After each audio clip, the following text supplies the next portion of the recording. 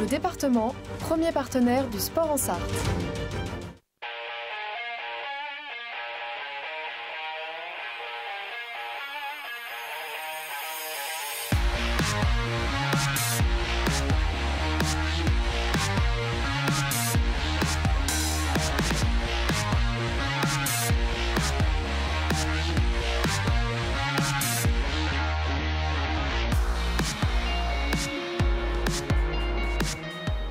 Bonsoir à toutes et à tous, bienvenue dans 72 Sport, une heure avec vous pour revenir sur l'actualité sportive sartoise et il y a pas mal d'actu. Regardez tout de suite ce qui vous attend donc au programme de votre émission. On parlera évidemment de la folle semaine du Mans FC entre le match de Coupe de France des garçons, celui des filles, les deux d'ailleurs face au Paris Saint-Germain au stade Marie-Marvin. En deuxième partie d'émission, on refera le reste de l'actualité avec du basket, le MSB, la JALT, du rugby également avec le RCM, un mot de cross-country avec quelques performances sartoises. En troisième partie d'émission, place au tennis de table avec Élodie Nivelle et Claire Clavier qui seront nos deux invités. Puis en quatrième et dernière partie de 72 Sport, on parle de trail avec l'Urban Trail de Fresnay-sur-Sarthe qui aura lieu ce dimanche.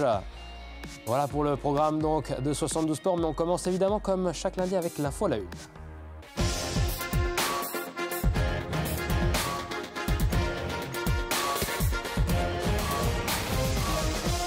La folle semaine du Mans FC, voilà la une de 72 Sport. Et pour en parler, Damien Bolini, bonsoir. Bonsoir. Vous êtes le coach de cette équipe féminine du Mans FC, actuellement deuxième du championnat de Seconde Ligue. Et on parlera notamment évidemment de ce qui a marqué cette semaine avec votre équipe, évidemment le quart de finale de la Coupe de France face au Paris Saint-Germain. La semaine folle du Mans FC, elle a commencé avant ce match de l'équipe féminine vendredi soir par le 8e de finale en Coupe de France de l'équipe masculine, donc avec les joueurs de Patrick Vieira qui étaient opposés au Paris Saint-Germain de Luis Enrique. On fait le récap de cette folle soirée au stade Marie-Marvin devant presque 25 000 personnes avec le sujet de Colin Ancel.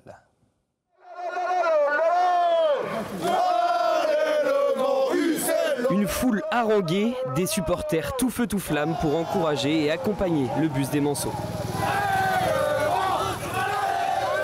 Un bain de foule avant de recevoir le PSG et des remarques bien senties pour pousser les joueurs. Les télévisions nationales au bord du terrain, c'est un grand événement pour le Mans FC qui n'y est plus vraiment habitué. Et ça donne envie de revivre des matchs avec autant de monde, autant de public, autant de ferveur. Donc ça doit être une motivation qui doit nous permettre d'aller encore plus loin. Les supporters ont préparé un tifo, un message clair, en route vers Saint-Denis et rêvé d'aller plus loin dans la compétition. Franchement, l'ambiance incroyable et franchement, c'est à refaire après. L'ambiance était folle. Après, on s'est pris une clim dès le premier but. Parce qu'après avoir tenu le choc, ce sont les Parisiens qui ouvrent le score par Désiré Doué. Des ressorties de balles qu'on a l'habitude de faire, sauf que voilà, ils ont bien pressé et je me suis fait croquer sur cette action et malheureusement face à ces équipes-là, on ne peut pas faire d'erreur. Le Mans réagit, mais regagne les vestiaires avec un but de retard. On a des occasions pour revenir, c'est ça qui est fou en fait. T'espères et puis après quand t'arrives à la mi-temps tu vois Nuno Mendes et Hakimi qui rentrent, tu dis putain là. Et après t'as Barcola. L'international français Bradley Barcola, à peine entré en jeu, double la mise. Le break est fait, le Mans tente bien de sauver l'honneur, mais c'est le PSG et toutes ses stars qui s'imposent et qui verront les quarts de finale. On est resté fidèle à nos principes, on a essayé de produire du jeu face à cette belle équipe. Voilà, je pense qu'il va y avoir des regrets parce qu'on avait l'occasion de pouvoir marquer au moins un but. La fin d'une aventure, malgré tout positive. Quand tu vas jouer le premier tour à Ambrières, tu te dis pas que tu vas te taper le PSG 5 mois après. Tu te dis putain, quand tu vas jouer à Marmande, le terrain il est dur et tout ça, tu te dis bon, tu penses pas au PSG. Et cette affiche aura permis au stade Marie-Marvin de faire le plein. C'était une émotion incroyable parce que j'ai vu 25 000 personnes qui étaient derrière nous et c'était fabuleux. C'est aussi des images qui me resteront gravées dans ma mémoire. Les gens ils dansaient, ils chantaient, vous voyez les petits, ils étaient tous heureux et tout. Et vraiment ça faisait chaud au cœur. Oui, ça donne même envie de revenir et même d'y jouer en tant que jeune joueur manceau. Et ce samedi, donc, 4 jours après le Paris Saint-Germain et cette ferveur autour du stade Marie-Marvin, eh bien, les joueurs de Patrick Vieira retrouvaient le championnat avec toujours cette belle série donc, de 6 matchs sans défaite. Un match important les attendait donc face à Dijon. À Dijon, le 5e du championnat. Regardez donc le résumé de cette rencontre. Ça commence extrêmement bien pour les Manceaux qui vont marquer dès la 3e minute de jeu. Les Manceaux en blanc, Gabin Bernardo trouve intelligemement Antoine Rabillard, 1-0. Rabillard qui inscrit son 2e but en 2 matchs pour celui qui était en panne de but jusqu'ici en championnat. On joue seulement un petit peu plus tard dans le match. Regardez ce but magnifique de Dame Gay qui a provoqué sur son côté gauche. Derrière, 18e minute de jeu, c'est Rossignol qui écarte sur Rabillard qui frappe à nouveau 3-0 après 18 minutes de jeu seulement. Dijon n'y est plus. Vincent Burlet récupère un ballon, enchaîne 4-0. On joue seulement la 20e minute de jeu. Et là, on est à la 29e minute de jeu. Le Mans continue d'aller de l'avant. Action encore magnifique. Et Burlet qui va frapper et qui va à nouveau marquer 5-0 après une demi-heure de jeu. Le score en restera là donc pour cette rencontre le Mans FC qui s'impose donc logiquement 5-0. Prochain match pour les Manceaux. D'abord on va voir le classement des joueurs de Patrick Vieira qui sont actuellement à la 4e place donc après ce succès sur le score de 5-0 face à Dijon et qui grimpe de 2 places au classement. Le Mans qui est en train petit à petit de faire son retour avec ses 7 matchs désormais sans défaite en championnat. Le Mans qui n'est plus qu'à 3 points de cette 3e place synonyme pas de qualification directe pour la Ligue 2, mais de place de barragiste face à l'avant-dernier de Ligue 2, voilà, pour accéder à la division supérieure et retrouver peut-être le niveau professionnel. Et la semaine du Mans FC a bien entendu été marquée par l'autre réception du Paris Saint-Germain, toujours au stade Marie-Marvin, mais cette fois en quart de finale de la Coupe de France, donc Coupe de France féminine. On en parle avec vous, Damien Bolini. Bonsoir, vous êtes le coach. On va regarder tout de suite ce résumé avec un match qui va mal commencer, hélas, pour vos joueuses, avec dès la 2e minute de jeu, cette ouverture du score pour le Paris Saint-Germain grâce à Etcheguini. 10 minutes plus tard, moment de flottement, et Paris va en profiter avec Corbin Albert qui va inscrire le 2e but parisien. Les Mancelles vont ensuite être plus solides défensivement sans pour autant apporter le danger dans le camp adverse. Paris domine et mène donc 2-0 à la pause. Au retour des vestiaires, vous voyez la belle combinaison et ce 3e but signé Grace Gayoro. Et puis le but de la soirée, c'est à la 76e minute de jeu. Frappe splendide de Romy Lechter. 4-0, score final. Et la belle aventure en Coupe de France qui s'arrête donc en quart de finale. Malgré la défaite, ça restera une très belle aventure. Oui, ça restera une très belle aventure. Un quart de finale, c'est pas anodin dans une carrière pour les joueuses. Donc, et puis on termine par le Paris Saint-Germain. Donc forcément une belle aventure et une aventure positive, cette Coupe de France féminine. J'imagine qu'il y avait la volonté de faire douter le plus longtemps possible les Parisiennes. Forcément, ce but dès la 2e minute de jeu, ça vous pénalise pour le reste de la rencontre ? Ouais, je pense que le premier quart d'heure, les filles étaient trop inhibées et on manquait un petit peu d'agressivité. On les a trop regardées, même si globalement on était plutôt bien en place. Mais on sait contre ce type d'adversaire, le moindre espace laissé, c'est exploité. Parce que quand on voit le premier but, on est quand même en supériorité numérique à la réception du centre, mais on est un peu trop passif. Voilà, donc oui, frustré on va dire de l'entame. Après, derrière une telle armada et de telles machines en face, le score, en étant mené 2-0, était forcément après acquis pour le Paris Saint-Germain. Le Paris Saint-Germain qui est l'une des meilleures équipes en France. Quel est le plan avant un match comme celui-ci, quand on sait qu'on va être confisqué de ballon ? On étudie quand même l'adversaire, voilà. Et après, c'est savoir comment, sans ballon, on va pouvoir les embêter au maximum dans la durée surtout. Là, on avait vu bien analyser le match qu'ils avaient fait contre Strasbourg, où Strasbourg avait mis aussi un bloc très compact. Et malheureusement, pour Strasbourg, avait encaissé à la 45e, juste avant la mi-temps. Donc on était dans ce registre-là, avec une volonté de mettre une grosse densité axiale.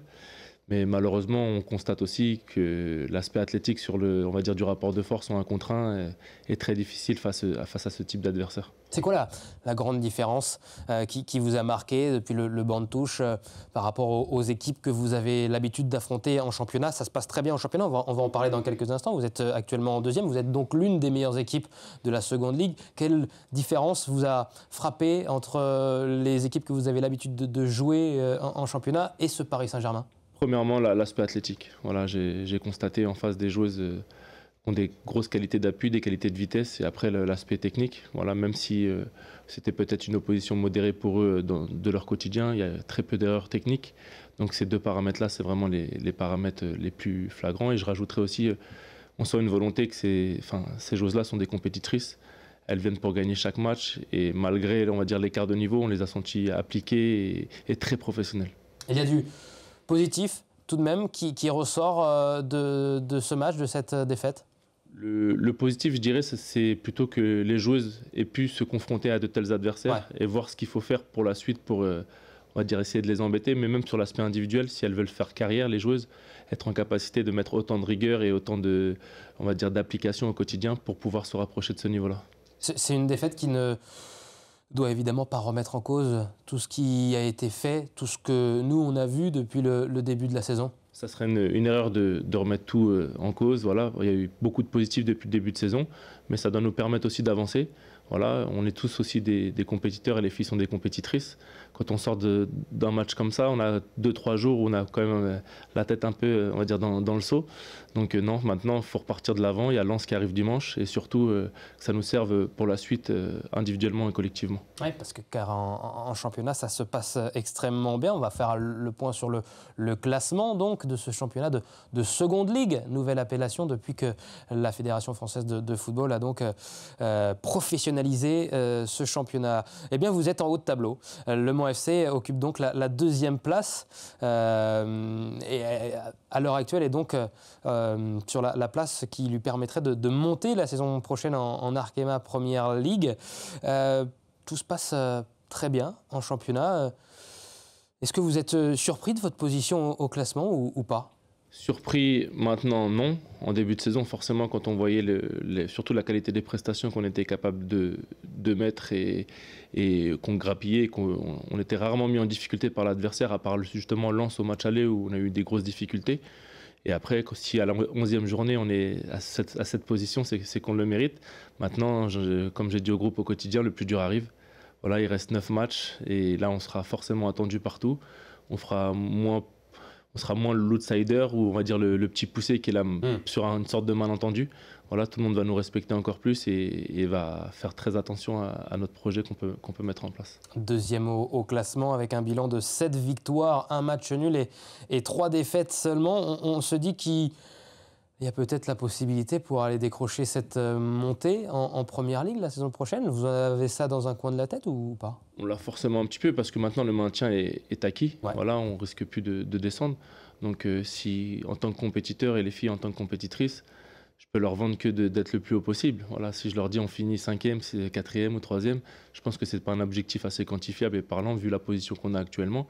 Donc bien évidemment, c'est d'être à la 20e journée, d'être dans les deux. Voilà, après, on sait que ça sera très, très, très difficile.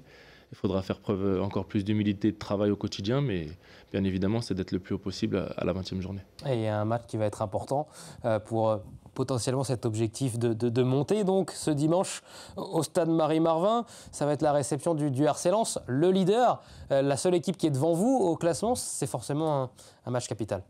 Ouais, c'est un match capital et puis c'est, on va dire, une belle fête aussi parce que premier contre deuxième au Marie-Marvin, on ne s'attendait peut-être pas à ça à la deuxième journée en commençant le championnat.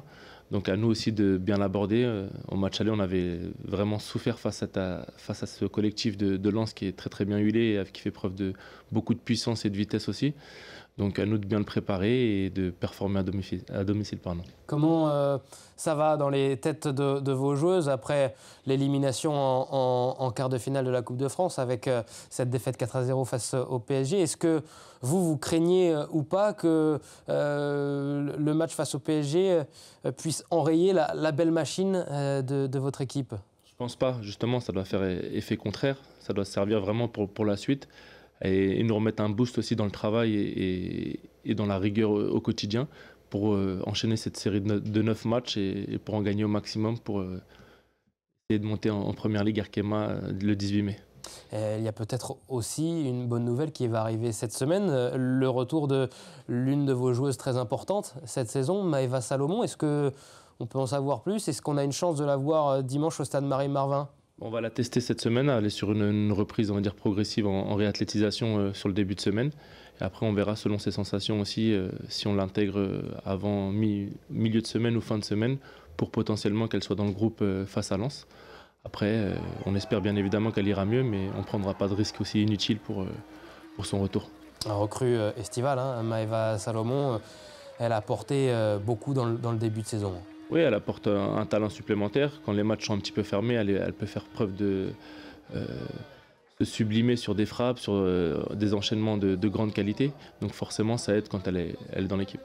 Elle qui vient de l'Olympique de Marseille, si je ne dis pas de bêtises. Exactement. Elle aurait forcément apprécié affronter le Paris Saint-Germain. Une autre joueuse vous manque évidemment, c'est l'autre attaquante, Charlotte Fetty. Pour elle, ça va être plus compliqué de revenir, même jusqu'à la fin de la saison. Non, c'est terminé, oui, parce qu'elle s'est fait les ligaments croisés. Ça sera un retour pour elle à la reprise de la préparation de la prochaine saison. Voilà, donc aussi, j'espère que les filles ont à cœur de performer pour elle. Voilà, c'était un élément important. Maintenant, à nous de pallier son absence. On a des joueuses de qualité aussi derrière, mais il faut qu'elles augmentent aussi leur niveau pour pouvoir pallier suffisamment l'absence de Charlotte. Vous êtes donc désormais dans ce championnat de Second League avec le statut professionnel. Après une demi-saison, quel bilan vous tirez de ce nouveau championnat ? Il est encore plus compétitif. Voilà, on sent que les équipes sont encore de mieux en mieux armées. On sent aussi que le fait de la professionnalisation, déjà je vais parler de moi, de mon groupe, d'avoir les joueuses à disposition, ça permet une progression plus forte. Parce que mon groupe, certes, a changé, mais il n'a pas totalement changé aussi. La saison dernière, on s'entraînait de façon plus amateur le soir, à 18h tous les soirs. Là, la majorité du groupe était là la saison dernière et on voit qu'on est deuxième alors qu'on fait un maintien à la dernière journée de la saison dernière. Donc c'est forcément en adéquation avec le nouveau rythme qu'on peut avoir au quotidien. Pour moi, ça fait grandir le foot féminin, ça le structure encore plus. Maintenant, il y a encore plein d'éléments à améliorer dans l'encadrement, dans la structuration. Il y a plein de choses encore, mais on est sur la bonne voie. Au niveau local, je le disais dans le sommaire, vous êtes une des locomotives du football sartois pour les femmes. Est-ce que c'est quelque chose qui vous tient à cœur ? Est-ce que Le Mans FC met en place des actions pour essayer justement de développer le sport féminin et le football féminin en Sarthe ? Le mercredi, souvent les joueuses sont amenées à aller rencontrer les jeunes des clubs des alentours. Voilà, donc c'est une première étape. Et puis après, nous, on est aussi ouvert à l'accueil au niveau de nos matchs de différentes équipes sartoises si elles souhaitent venir nous voir jouer, bien évidemment. Voilà, donc on essaye de créer du lien comme ça. Et puis après, on se balade aussi sur les terrains, on est en contact avec des éducateurs pour connaître éventuellement des jeunes joueuses talentueuses et voir l'évolution aussi de ce football féminin en Sarthe. Et un football féminin sartois qui évolue. Évidemment, on en parlera d'ailleurs la semaine prochaine avec quelques chiffres à vous donner dans une émission spéciale consacrée au sport féminin sartois. Merci beaucoup Damien Bolini d'avoir été notre invité dans 72 Sports. Tout de suite, on fait le reste de l'actualité. À tout de suite.